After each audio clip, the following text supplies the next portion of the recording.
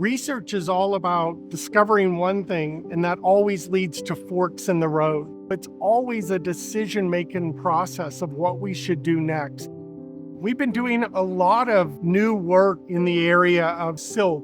When you say silk, you're not just referring to one material. You're referring to a class of protein-based biopolymers that are made by numerous different insects and animals. The ones that the public are most generally familiar with are two types.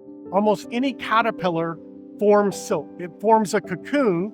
That cocoon is silk. The other one that most people are familiar with are spiders produce silk. Most spiders produce 6 to 7 different types of silk.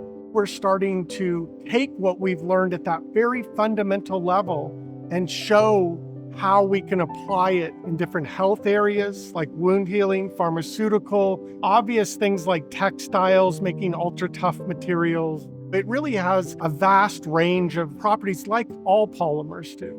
My research matters because building from that fundamental molecular basis is at the heart of all innovations in science and technology that the general public deals with.